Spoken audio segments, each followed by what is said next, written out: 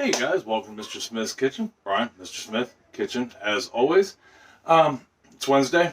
Thought we'd do some dinner. And yeah, it's gotten cold outside. Well, today it's not horrible. It's like 50. But all the same, wintertime to me is filling soups, casseroles, pretty much everything we do throughout the year anyhow. I'm not much of a light eater. Either way it goes. And today is no exception. And this meal is something that is relatively quick and easy. We're going to do a soup, but not just any soup. We're going to do a loaded baked potato soup, or a loaded potato soup. And I got the original recipe from a Pioneer Woman, and I didn't modify it a whole lot. Everything that was in it sounded really good, so why not? It's basically potato soup with a few extras and some toppings and stuff that most people would like on a baked potato. So one thing about, if you're new, welcome. If you're returning, thank you. New subscribers, thank you very much. Don't forget to like, subscribe, share. Hands down, share. All that gets us out into everybody, into the YouTube algorithm, which grows our community. If you are new, this is your first video, I hope you get something out of this video. Check out some of my other videos if you like this one. Our community is basically, our neighborhood is based on being a good neighbor and around food, all aspects of food. Mostly cooking and baking, but I mean, we do some other things too. Some canning, a little bit of woodworking when it comes to things that I need for the kitchen, stuff like that. But mostly just cooking and baking, and I kind of like it that way. I'm not a professional anything when it comes to baking or cooking. I just like to cook and bake, and I hope you enjoy cooking and baking with me. Videos can run a little longer than some. I don't do 7-minute videos because I want you to get the full experience of how to make this and whys. If you saw last week, the dinner video, I said something about I was going to start trying to add both cup measurements and gram measurements, ounces, cups, teaspoons, tablespoons, grams, ounces, pounds will be kind of universal. But and this week I'm going to attempt it. I'm not going to guarantee I'm going to hit everything, but I'm going to attempt it. A lot of these are new and trying to get the conversions at times can be a little rough. So that being said, why don't we pop down here to the counter and we will start making our potato soup. All right, hold on for me 1 second. Okay, we are down here at the counter. Well, actually the stovetop. Counter is like right in front of you, runs from about here to here. And then there's a little bit of counter and a sink behind you. That's all my kitchen, if you're new. But things you will need for this, quite simply, a sharp knife to do a little prep work with, and a pot. So the first thing we're going to do with our stock pot or Dutch oven, if you have one of those, I have one. It's not, I don't think it's quite big enough to fit everything we need in it. And as always, I wrote the recipe down in my notebook. If we like it, or it's something we can modify to fit our needs or your needs or my needs, I keep it. If I don't like it at all and I can't fix it or change it to my liking, I just tear it out and throw it away. Because with cooking, I'm gonna go ahead and get this turned on, and to get it warmed up a little bit. But with cooking, I mean, you adjust it the way you like it. You may not like an ingredient, so you leave it out, or you might really like an ingredient, so you add to it. You always make things your own. But first thing we're gonna do is I took 6 strips of bacon. All right, and this is thick cut bacon. In this case, well, somebody's version of thick cut bacon, not mine. And I just chopped it up. So I'm going to take it and I'm going to put it in my stock pot. In this case, if you don't have a Dutch oven, just use a stock pot. They're great for making soup. That's kind of what they're for, soups and sauces. And we're going to go ahead and fry this up. So that's the very first step in making this potato soup.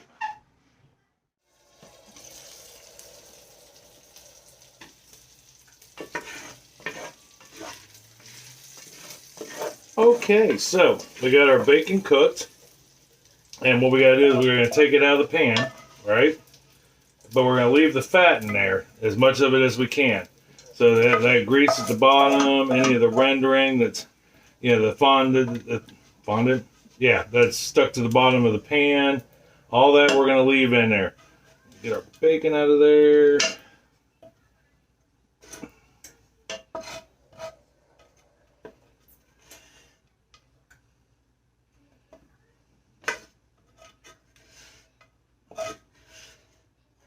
that took a lifetime, but we got it out of there. So now, next thing we need is 3 tablespoons or, excuse me, 42 grams of butter. You can use salted butter, unsalted butter. Your bacon, when you chop it up, you know, big as small as you want. It's completely up to you. But we're going to start melting that butter. And to that, I'm going to add 1 medium yellow onion that's been chopped up, diced up. I make mine small. Chris doesn't really care for big chunks of onion. But I'm going to go ahead and I'm going to throw these in there. And the onions, it's about 200 grams, cup and a half of onion. Yeah, because my medium onion may not be your medium onion. And once again, if you like onion, you can put more in. If you don't care for onion, you don't put any in. I mean, it's completely up to you. But it is a loaded potato soup. And loaded baked potatoes have onions, sour cream, chives, bacon, you know, just anything you think of. But what we're going to do is we're going to let these cook for about 3 or 4 minutes. And then, so they can soften up, caramelize a little bit. But, you know, we're mostly looking to get them soft. So we don't want them to, you know, start to brown too much. Unless you like that sort of thing. And then once these are done, we can put in some more ingredients. Okay, so we've been about 3 or 4 minutes on our onions, and they've softened up.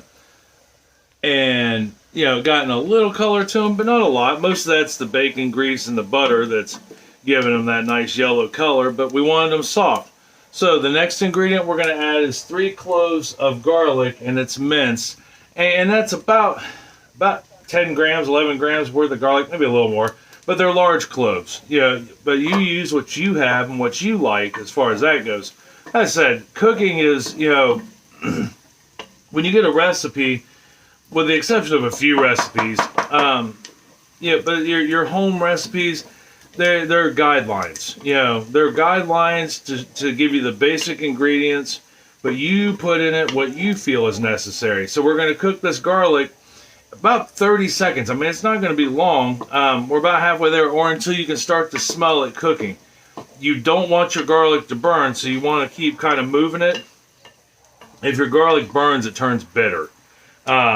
And so you want to keep it moving just so it gets nice brown, and you know, we're essentially sauteing our vegetables without taking it all the way to the complete sauteed stage. So, and now, I mean, even now I'm starting to smell it. A lot of that time is going to depend on how hot you have your pot. You know, I'm cooking everything just above medium. You know, the bacon I did at medium. I never really moved it. I guess it'd be number 4 on the old utility screen there. So or on the knob. So the next thing we're going to add is a third of a cup, 42 grams of all-purpose flour. And we're just going to kind of sprinkle that around and stir it in. And as we sprinkle it around and stir it in, we want to make it so it's smooth, right? We don't want any clumps of flour. It's going to suck up that butter. It's going to suck up the bacon grease. It's going to suck up any juices that, you know, your oil took. Now, I mean, we're essentially making a roux. But what we don't want to do is start to get that flour dark. You know, when you make a roux, like for a gumbo or something, yeah, that's essentially how you make it. I mean, this is how you make it. It's you know, a liquid with some flour, and the darker you cook it, the darker your roux is going to be. Okay, so we've got all that smooth. You know, and if you have to, use a whisk, you know, to get it smooth. So now here comes the next few ingredients, and they're liquids. I'm going to put 4 cups of chicken stock in there, which is 1 quart, you know, or 945 milliliters. You know, but it's 4 cups, 1 quart, 945 milliliters. We're going to mix those in a little bit, and then we're going to follow that with 2 cups, 475 milliliters of milk. You can use 2% milk. You can use whole milk. You know, you can use lactose-free milk. I'm sure you could probably even use like almond milk or something like that. But we're going to go ahead and get that poured in there. Just like such. Here's I could have taken the lid off of that instead of using the top. And then we're going to add to that 2/3 a cup, 155 milliliters of heavy cream, which is going to give it some body and thickness. The flour will thicken it up. So you want to, between the flour and the heavy cream will give it richness, along with the milk. And although the heavy cream will really give it richness, you've got your flavors of your onion, your garlic, and your butter in there. You've got your flour, which now that we've cooked the flour, that's what you're looking for. You should have no pure white flour left at all. Once that starts cooking and it's activated, it'll act as a thickener and it'll help thicken up your soup. So once we get that in there, we're going to add, and here's where you can get liberal with it, not get liberal with it. I'm going to put in a teaspoon of just coarse pepper.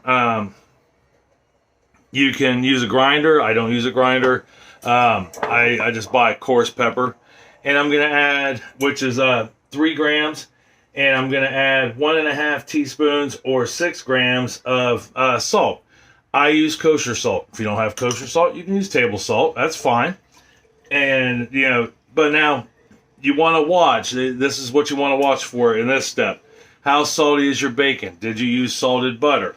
So your best bet, if you use salted butter or your bacon that you buy is normally heavily salted in its curing process, you might only want to start with 1/2 teaspoon of salt, or you could end up with a really salty potato soup. So we're going to let this cook, right? Add garlic, flour, add stock, milk, cream, salt, pepper. Oh, last ingredient.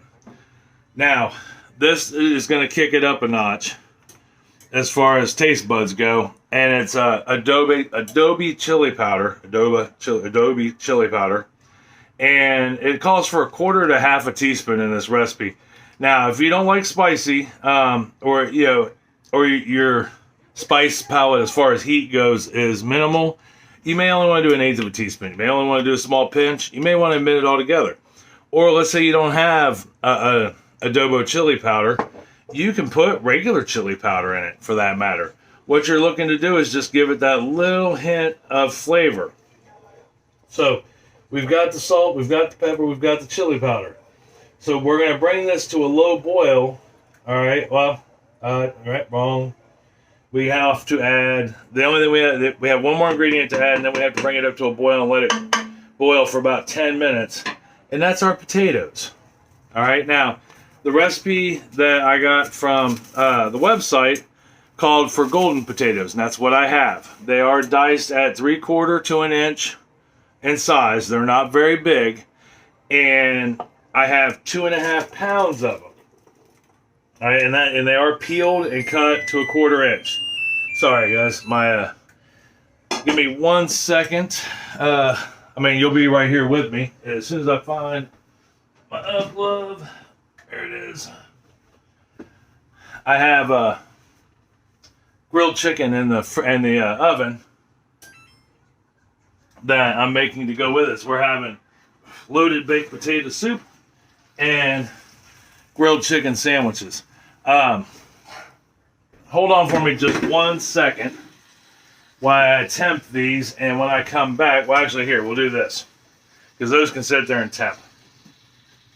We got our potatoes in there, give it a good stir around, and then we are done for a minute. I'm going to put a lid on this. I'm going to bring it up to a low boil, and I'm going to let it go until those potatoes are fork tender, and I'll show you what I mean. You want them just tender enough you can gently push on your fork and be able to pick it up, and then we can move on from there. But you'll see. So I'm going to go ahead and get the lid on this and let that run for about 10 minutes or so, and when I come back, we'll move on. Okay, so we've been about 10 minutes, and I wanted to show you what fork tender is. All right, so I put no pressure on that fork at all, and it slid right into that potato. So, and see how it just fell off? That's good. That means we're fork tender. So now we're down to the last few steps. I'm going to go ahead and turn that down real quick, and we'll give it a good stir. Because then what I'm going to do is I'm going to take half this soup out. All right, now this is optional. You can leave this just like it is and be done with it with the potatoes. What I'm going to do is I'm going to take my immersion blender and I'm going to put it in here. Well, I'm going to take about half the soup. I guess it would just depend on you. You don't even have to do that. You can just as easily leave everything in there and run your immersion blender through it and make it completely smooth. I don't want it completely smooth. I still want some of those chunks of potatoes in there. So I'm going to take my immersion blender real quick, and be careful if you do this because it's going to be hot. All right.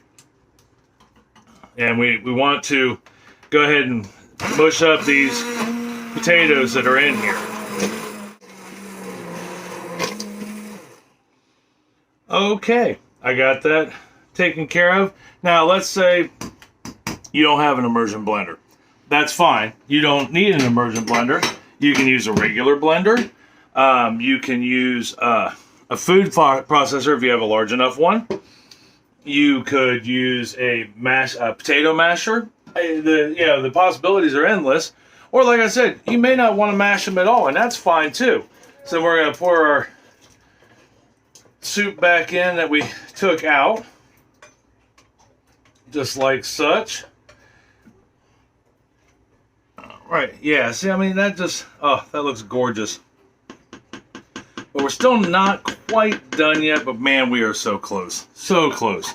All right, so the last things we need to add to this, sorry for reaching in front of you, is we're going to put some sour cream in here. And it is 2/3 of a cup or 160 grams of sour cream. Get that in there. And this is just going to add that little bit of tanginess that sour cream can provide to it. That in there like such. You know what? I didn't like the fact it didn't take all of it out. So, and unlike baking, you can have this cold. It's okay. It's going to heat up in there.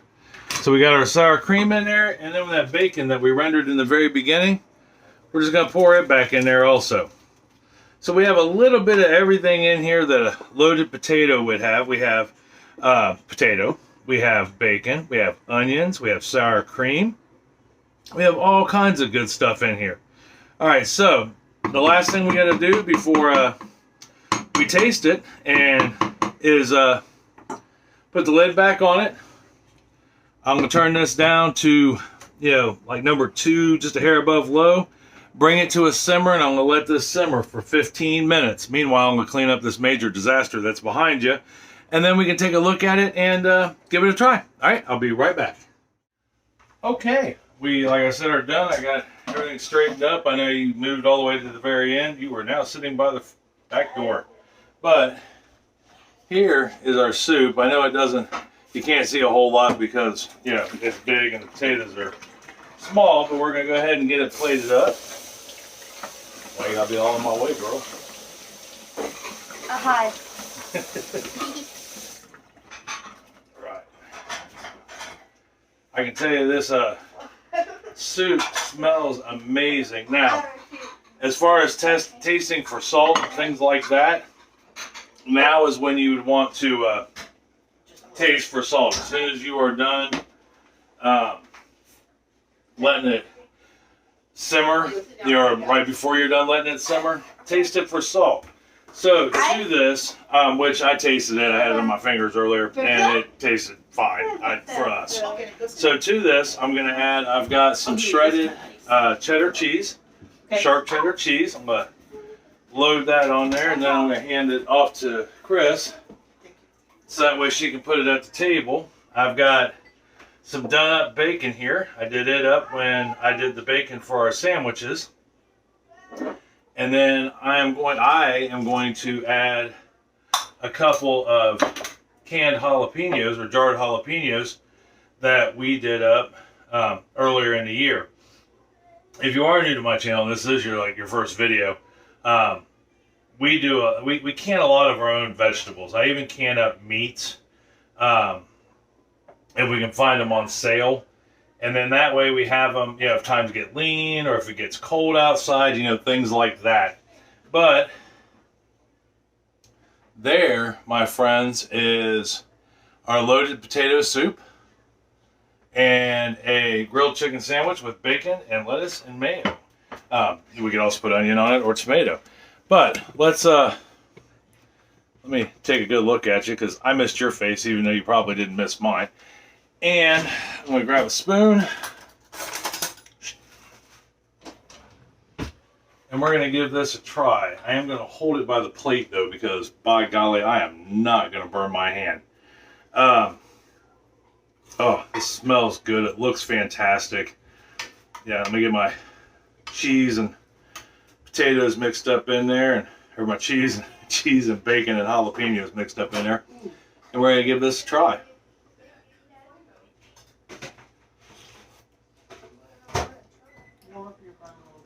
Oh, my Lord have mercy.